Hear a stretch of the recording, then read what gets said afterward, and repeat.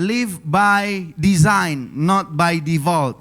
Hidup berdasarkan rancangan, rencana, dan bukan berdasarkan kebiasaan. Kehidupan kita secara otomatis, saudara, sepertinya sudah seperti itu.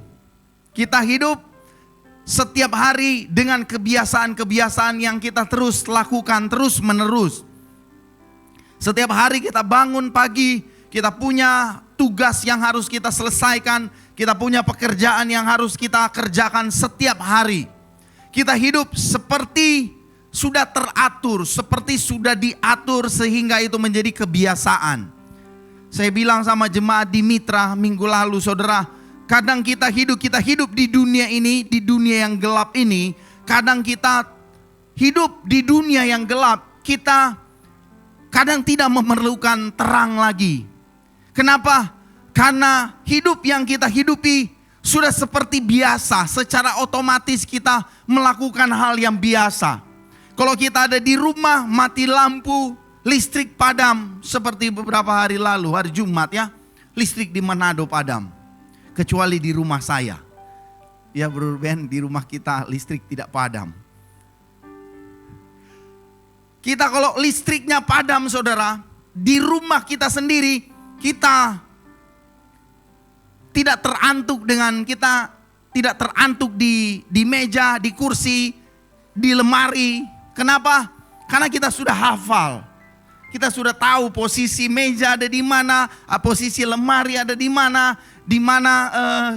jalan yang harus kita lalui. Kita sudah bisa memprediksi, kita sudah tahu, saudara. Sekalipun di tengah kegelapan. Dan kadang sebagai orang percaya kita hidup seperti itu, saudara. Kita nggak membutuhkan terang meskipun kita tahu kita sedang berjalan di dalam gelap. Kenapa? Karena sudah biasa, saudara. Kita sudah terbiasa hidup di dalam gelap. Hidup yang kita jalani sudah seperti demikian. Sudah kebiasaan, sudah terbiasa, default. Dan kadang kita lupa bahwa Tuhan punya rencana dan tujuan untuk hidup kita yang lebih baik yang bisa kita hidupi. Saat ini kita bekerja. Tapi pertanyaannya, apakah pekerjaan kita sudah sesuai dengan rencana atau tujuan Tuhan untuk hidup kita atau belum? Kita kuliah, apakah fakultas yang saya pilih, jurusan yang saya pilih sudah sesuai dengan kehendak Tuhan atau belum? Kita berusaha melakukan segala sesuatu, apakah pekerjaan usaha yang kita lakukan sudah sesuai dengan kehendak Tuhan atau belum? Apakah keluarga kita, keluarga yang kita sekarang ada, apakah keluarga kita sudah berjalan sesuai dengan rencana dan kehendak Allah atau belum? Dan saya kasih tema firman Tuhan sore hari ini adalah berjalan dalam rencana dan kehendak Tuhan. Karena rencana dan kehendak Tuhan itulah rencana dan tujuan yang terbaik untuk kita. Orang percaya. Yang percaya bilang amin. Dan saudara, satu hal yang terpenting dalam hidup ini yang bisa kita lakukan, hal yang terpenting dalam hidup ini yang kita bisa lakukan adalah mempercayai Tuhan. Di dalam rencana, di dalam tujuan, di dalam kehendak, satu hal yang pasti yang harus kita lakukan adalah mempercayai Tuhan. Kita tidak bisa berencana tanpa Tuhan. Kita tidak bisa mencapai tujuan tanpa Tuhan. Kita boleh berkehendak, tetapi kalau tidak mempercayai Tuhan, maka kehendak kita itu sia-sia, saudara. Kita perlu percaya kepada Tuhan. Suatu kali, saudara, beberapa hari yang lalu, kalau enggak hari Senin, hari Selasa, saya dan anak pertama saya, Richard, itu gunting rambut, saudara, potong rambut. Hanya di sekitaran rumah saja. Dan waktu selesai gunting rambut, potong rambut, saudara, saya pulang dengan Richard mengendarai motor. Dan kemudian Richard tanya sama saya, "Papa, Richie lebih ganteng. Saya bilang sama Richie, iya, Richie lebih ganteng. Dan kemudian Richie bilang sama saya, oh, Tuhan bikin Richie ganteng. Tapi Om yang bagunting bikin Richie lebih ganteng. Luar biasa saudara ya. Tuhan menciptakan Richie ganteng, tapi tukang gunting membuat Richie jadi lebih ganteng. Dia bilang begitu saudara. Dan saya dapat insight begini saudara. Kadang dalam hidup ini, dalam perjalanan kehidupan kita, kita berpikir bahwa kita bisa merancangkan lebih baik daripada Tuhan. Kita bisa mendapatkan sesuatu yang lebih baik daripada yang Tuhan sediakan dengan usaha kita manusia. Tetapi satu hal yang pasti saudara, bahwa kita perlu mempercayai Tuhan, bahwa rencana Tuhan, kehendak Tuhan itulah yang terbaik untuk hidup kita. Amin. Apakah kamu masih mempercayai Tuhan? Saudara, saya banyak nonton konten dan anak-anak muda sekarang, mereka dibombardir dengan konten-konten, dengan reels di sosial media. Belum selesai yang satu sudah berpindah ke sosial media, ke konten yang lain. Dan kebanyakan konten itu saudara, itu banyak mengguncang iman Kristen. Kelihatannya tidak bertentangan dengan iman Kristen, tetapi itu mengguncang keyakinan kita, kepercayaan kita, iman kita kepada Tuhan.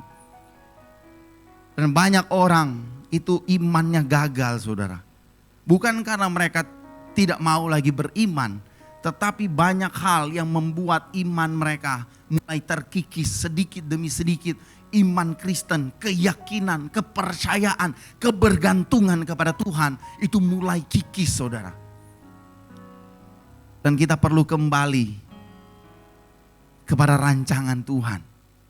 Kita perlu tahu bahwa di dalam hidup ini kita harus menaruh kepercayaan kita hanya kepada Tuhan, bukan kepada yang lain. Memang saudara, saat kita baik-baik saja, saat hidup kita berjalan sebagaimana mestinya, saat ketika kita berdoa dan kemudian doa kita dijawab, didengar oleh Tuhan, keinginan kita, kerinduan kita itu yang terlaksana, maka sangat mudah kita bisa mempercayai Tuhan. Tetapi ketika segala sesuatu itu tidak berjalan sebagaimana mestinya, apakah kita masih tetap mempercayai Tuhan atau tidak? Apakah ketika kita bisa melakukan segala sesuatu sendiri dan kemudian kita bisa mendapatkan apa yang kita inginkan sendiri, apakah kita masih tetap mempercayai Tuhan atau tidak?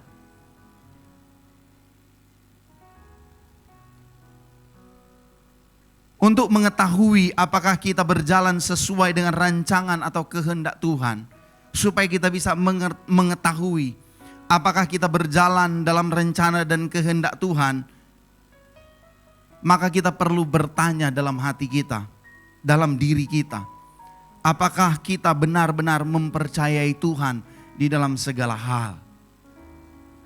Atau ada waktu di mana kita percaya Tuhan dan kemudian ada waktu di mana kita tidak perlu mempercayai Tuhan.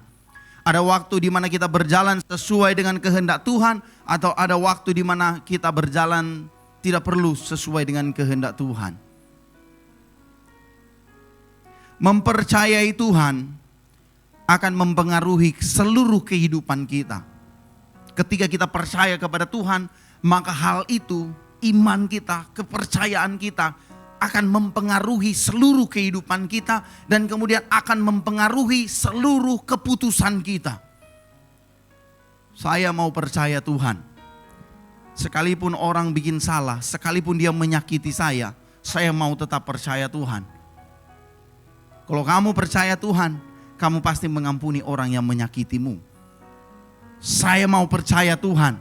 Sekalipun apa yang saya kerjakan, saya sudah doakan dan saya tahu ini kehendak Tuhan. Tetapi apa yang saya kerjakan belum sesuai dengan apa yang saya mau. Hasil yang diberikan, yang didapatkan belum sesuai dengan apa yang saya harapkan. Tapi saya akan tetap percaya kepada Tuhan. Kita akan tetap melangkah di dalam iman. Seperti Daud tetap mempercayai Tuhan. Di tengah-tengah pengejaran, anaknya mengejar Daud. Absalom mengejar Daud. Dia tetap percaya kepada Tuhan. Bahwa Tuhan telah menjanjikan bahwa kerajaannya akan kekal. Dan Tuhan akan tetap memelihara dia. Dan dia tahu bahwa anaknya Salomo yang akan duduk di dalam pemerintahan, di dalam kerajaan, yang akan duduk sebagai raja. Dia tetap percaya kepada Tuhan. Mari kita lihat firman Tuhan sore ini yang menjadi dasar pemberitaan firman Tuhan hari ini di dalam Amsal pasalnya yang ketiga ayat 5 dan 6. Amsal pasalnya yang ketiga ayat 5 dan 6. Firman Tuhan berkata begini, saudara. Percayalah kepada Tuhan dengan segenap hatimu, dan janganlah bersandar kepada pengertianmu sendiri. Akuilah dia dalam segala lakumu, maka ia akan meluruskan jalanmu. Saya cari, saudara, pengertian percaya di dalam bahasa aslinya. Kata percaya di sini ditulis batah dalam bahasa Ibrani. Batah itu berarti menyandarkan diri sepenuhnya tanpa ragu. Bersandar penuh tanpa ragu. Seperti seorang anak kecil yang melompat ke dalam pelukan anaknya. Tanpa ragu dia akan jatuh. Demikian juga kita percaya kepada Tuhan. Itu berarti kita menyandarkan diri sepenuhnya tanpa ragu. Ketika Tuhan berkata percayalah kepada Tuhan dengan segenap hatimu, itu berarti kita menyerahkan seluruh hidup kita kepada Tuhan. Kita menyerahkan keputusan kita kepada Tuhan. Kita menyerahkan masa depan kita kepada Tuhan. Bahkan hal-hal yang tidak kita pahami, tidak kita mengerti, kita serahkan kepada Tuhan. Sekalipun kelihatannya sulit, kita tetap akan berserah kepada Tuhan, percaya kepada Tuhan. Saya catat di sini, saudara, percaya itu berarti melepaskan kendali, bukan kehilangan arah. Percaya berarti melepaskan kendali dan bukan kehilangan arah. Karena saudara, saat kita melepaskan kendali ke dalam kendali Tuhan, maka sebenarnya kita mendapatkan arah yang sejati. Ketika kita melepaskan kendali hidup kita kepada Sang Pengendali hidup dan kepada Sang Pemimpin yang memimpin kepada kehidupan yang kekal, kepada kesempurnaan, maka sebenarnya saat itulah kita mendapatkan arah yang sejati. Sekarang, saudara, tidak peduli siapa kita. Kami membaca baru Amsal tentang hikmat, saudara. Ternyata hikmat itu bukan satu-satunya yang kita butuhkan. Percaya kepada Tuhan itu lebih penting, saudara. Kadang orang memutuskan berdasarkan hikmat yang kita miliki. Tetapi tanpa kepercayaan kepada Tuhan, maka kadang hikmat, keputusan yang diambil berdasarkan hikmat pengetahuan kita, itu bisa salah, saudara.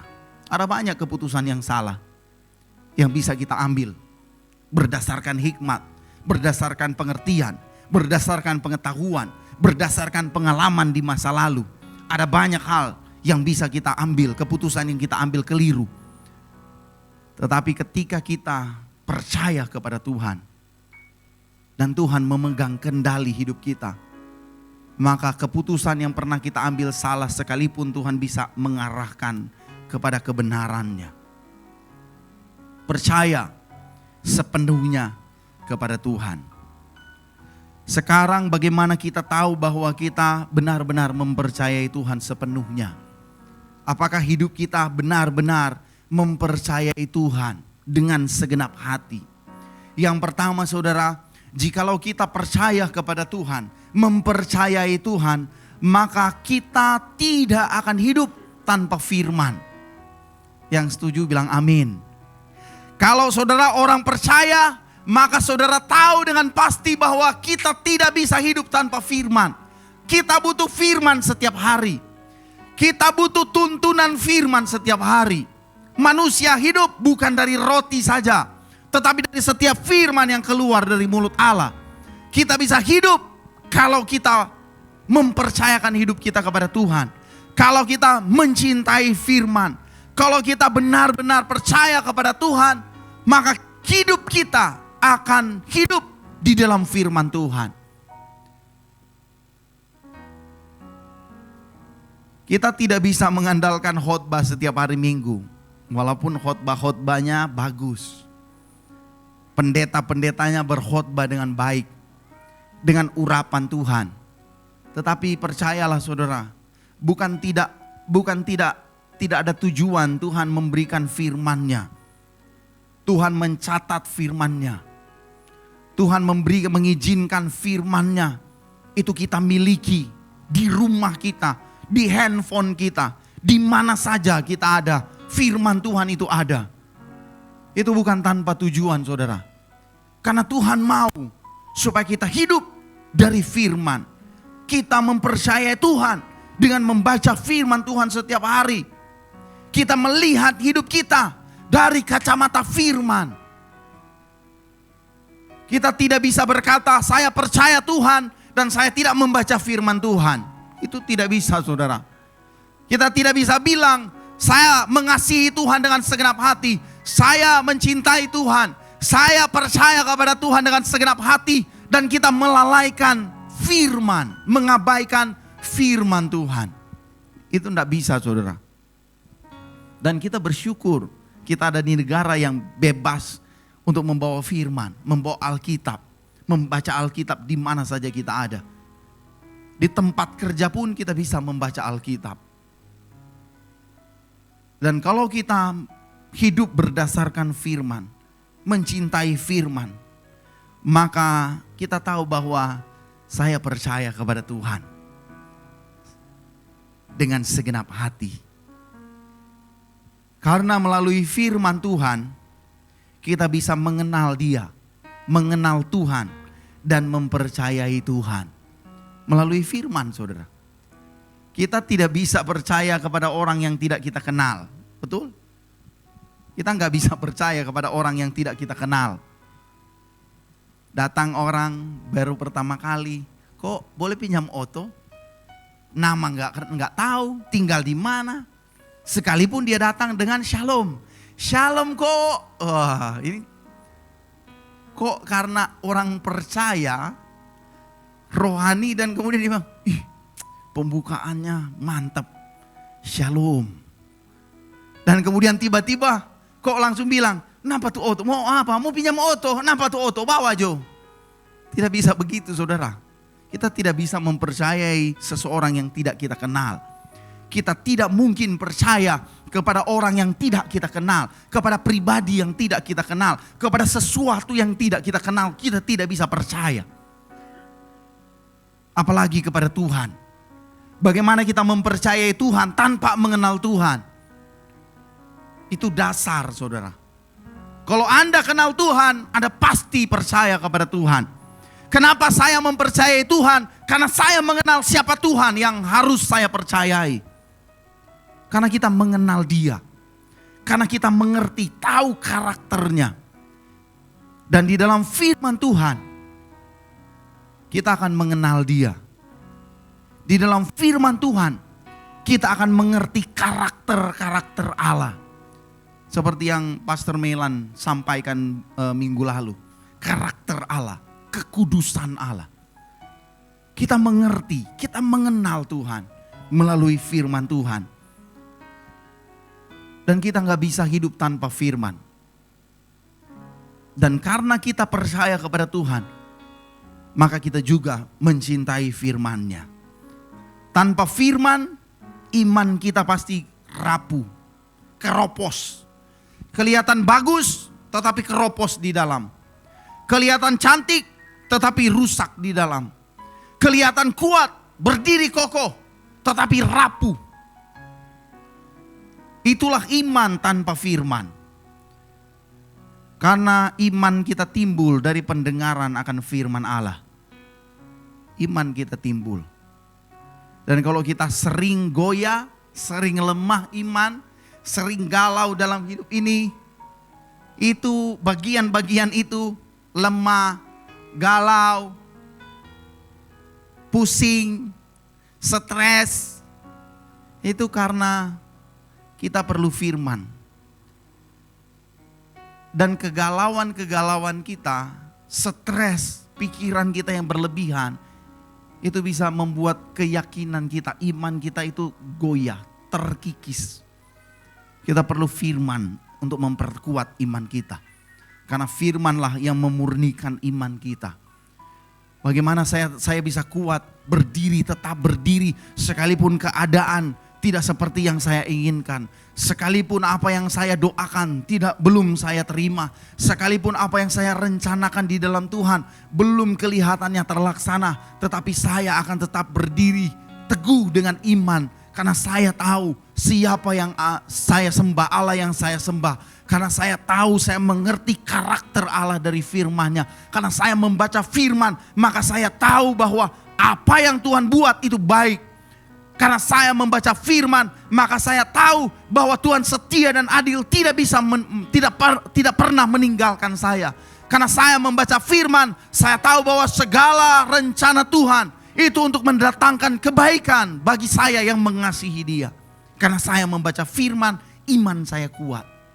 Kita tidak bisa goyah. Bangunlah imanmu di dalam firman Tuhan. Saya catat di sini saudara, iman kita harus dibangun di atas dasar firman Tuhan. Itulah kepercayaan sejati. Iman yang dibangun di atas dasar firman. Yang kedua saudara, kita harus sadar bahwa segala sesuatu itu mengarah kepada Tuhan. Kita manusia harus sadar bahwa segala sesuatu itu ujungnya pasti mengarah kepada Tuhan. Apapun itu saudara. Saya kasih contoh semua makhluk apapun kepercayaannya pasti mati dan menghadap Tuhan. Pasti saudara.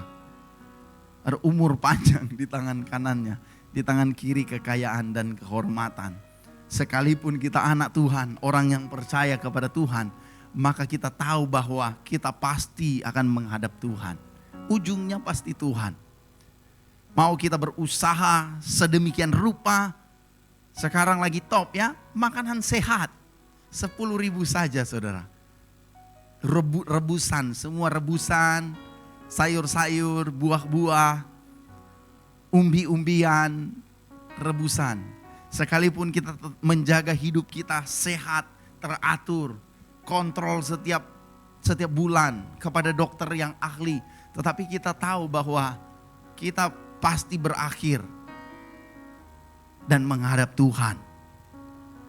Segala sesuatu itu mengarah kepada Tuhan. Ketika kita membaca firman, belajar percaya kepada Tuhan dan hidup di dalam firman-Nya, maka kita akan melihat satu kebenaran besar bahwa segala sesuatu dalam hidup ini pasti mengarah kepada Tuhan.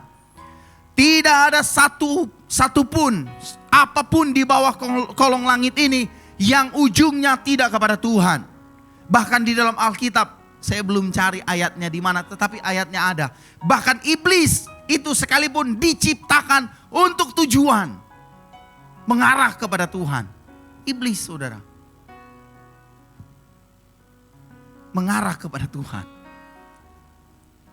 Jadi segala sesuatu itu akan mengarah kepada Tuhan.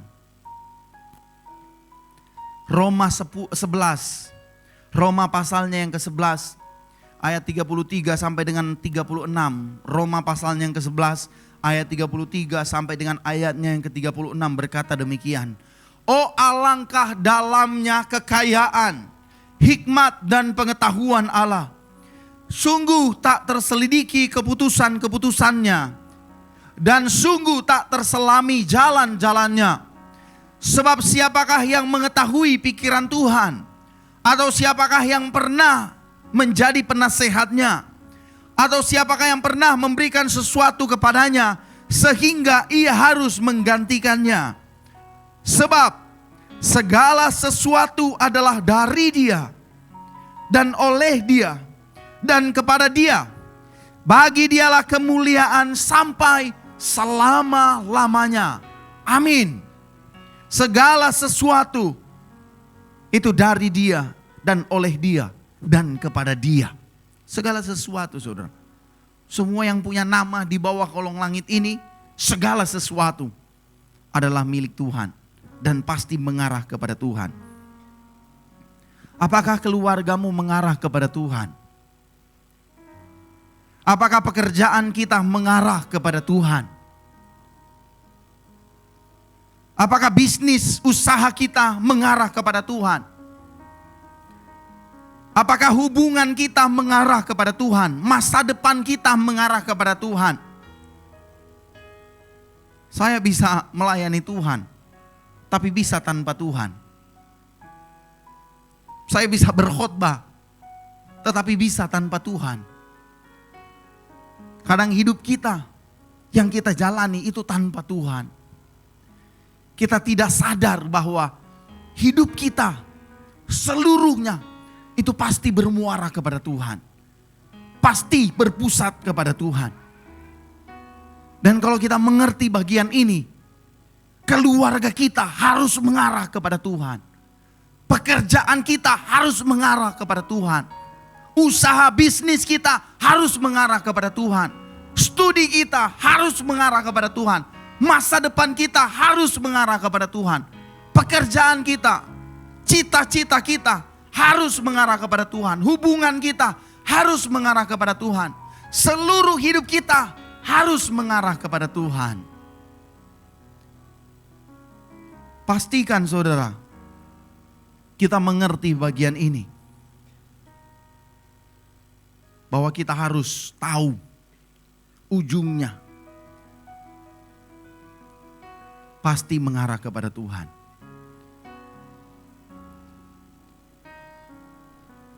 Satu kali saya mengizinkan anak yang kedua, itu dia mengalami sendiri, belajar sendiri. Saya sudah mengarahkan dia, memberitahu ke Russell namanya, Acel, dia suka panggil Acel. Acel, kalau mau ambil air harus ambil di warna putih. Karena warna putih itu airnya dingin. Kalau ada warna merah karena dia sudah bisa warna. Kalau ada warna merah itu panas. Jangan ambil, nanti sakit. Nanti Russell menangis. Oke. Saya tuntun dia dan kemudian saya lihat, oh dia ambil di warna putih, air dingin. Dia minum, dia suka minum saudara. Anak saya yang kedua, dia minum. Beberapa waktu kemudian saya juga ajarkan dia, Acel ambil air di warna putih. Warna merah panas, nanti Acel sakit, nanti nangis. Oke papa. Nah satu kali saya izinkan dia mengalami sendiri. Dia ambil gelas, dia bilang, papa minum. Dia ambil gelas dan kemudian dia mulai ke arah dispenser. Nah dia sudah bisa saudara. Sudah sampai, dia sudah lumayan tinggi. Dan saya perhatikan, dia tidak mengarahkan gelasnya di air yang dingin, di warna putih. Dia mengarahkan gelasnya di warna merah. Dan saya punya waktu untuk menahan dia. Atau yelling, berteriak, kasih arahan ke dia. Jangan itu air panas, nanti sakit, nanti Acel nangis. Saya izinkan dia, saya biarkan saudara.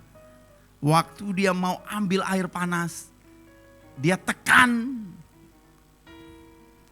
Dan air panasnya keluar, tapi kemudian kena jarinya saudara, tangannya. Dan dia merasakan betapa airnya panas dan dia mulai nangis. Wah! Dia datang panas. tangannya. Saya lihat, oh enggak melepuh saudara. Puji Tuhan. Mungkin Tuhan izinkan. Tidak melepuh saudara. Dan saya kasih tahu, sekarang sudah tahu bahwa itu papa bilang betul. Air panas warna merah, air dingin warna putih. Ambil dia air dingin. Berikutnya sampai sekarang dia tahu bahwa ini warna merah ini panas. Hati-hati, tidak boleh. Ini warna putih. Sekarang dia bisa ambil, dia minum susu, dia ambil air dingin, air panasnya dia suruh ke saya. Papa, ini air, sudah ambil air putih, air dingin, tinggal air panasnya. Supaya hangat, mau buat susu. Dia tahu saudara. Dan kadang kita suka mencoba sendiri. Dalam perjalanan hidup kita, kadang kita tidak melihat Tuhan, menyertakan Tuhan. Ah boleh kuah ini cuma kecil masa le mau panggil Pak Tuhan. Cuma ini leh, boleh ini. Ujian apa? Matematika. Oh easy lemon squeezy papa. Ricci bilang begitu. Saya bilang luar biasa. Dan saya percaya dia tahu matematika. Nggak usah doa. Dan kemudian ternyata ujiannya dalam cerita. Dan kemudian dalam bahasa Inggris. Ricci tak putar-putar. Sekalipun dia pintar matematika. Tetapi saudara dia belum pintar bahasa Inggris. Nilai paling rendah adalah matematika. Ricci. Padahal saya berharap nilai paling tingginya itu matematika. Saya mau protes. Katanya bilingual, mesti ada bahasa Inggrisnya dan bahasa Indonesianya dong. Itu bilingual tuh. Tapi ini memang total bahasa Inggris. Soal matematika. Nilai paling rendah. Kita berpikir ini kecil. Ini bisa kita lakukan. Itu tidak perlu tanpa Tuhan. Tidak perlu, tidak usah merepotkan Tuhan, iya kan? Kita sering dengar ya, kecil gak perlu merepotkan Tuhan lah. Kenapa enggak doa makan? Di bawah 5.000 katanya Pastor Ramli bilang di bawah 5.000 enggak usah berdoa. Kalau di atas 5.000 baru berdoa. Kita bisa melakukan pekerjaan yang kita lakukan setiap hari tanpa Tuhan. Dan kita berpikir ini akan baik-baik saja, ini biasa saya lakukan. Dan kadang Tuhan mengizinkan kita untuk melakukan aktivitas kita sebagaimana mestinya, sepertinya kita bisa sendiri dan Tuhan memperhatikan kita. Dan kemudian Tuhan berkata di dalam hatinya, oke, saya ingin melihat bagaimana Anda menyelesaikan tugas ini. Dan di dalam perjalanan kita temukan bahwa kita tidak bisa sendiri. Dan kita menoleh ke belakang, Tuhan saya perlu Engkau.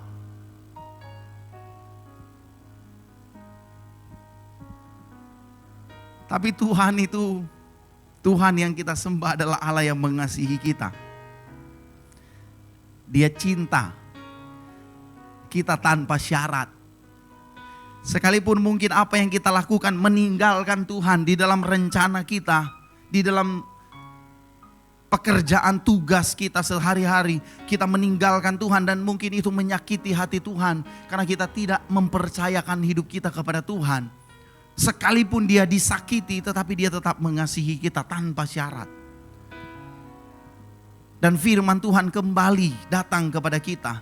Percayalah kepada Tuhan dengan segenap hatimu dan jangan bersandar kepada pengertianmu sendiri. Dan ini bagian penting. Akuilah dia dalam segala lakumu, maka ia akan meluruskan jalanmu.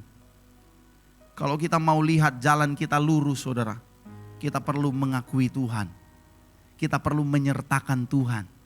Kita perlu sadar bahwa ujungnya, muaranya semuanya kepada Tuhan. Hidup kita itu ujungnya kepada Tuhan. Dan kita perlu mengakui Tuhan di dalam segala langkah, segala sesuatu yang kita lakukan, yang kita kerjakan. Kita perlu mengakui Tuhan. Sertakan Tuhan. Dan dia yang akan meluruskan jalan kita. Akui dia di dalam segala lakumu. Di dalam segala lakumu. Dan dia yang akan meluruskan jalan kita.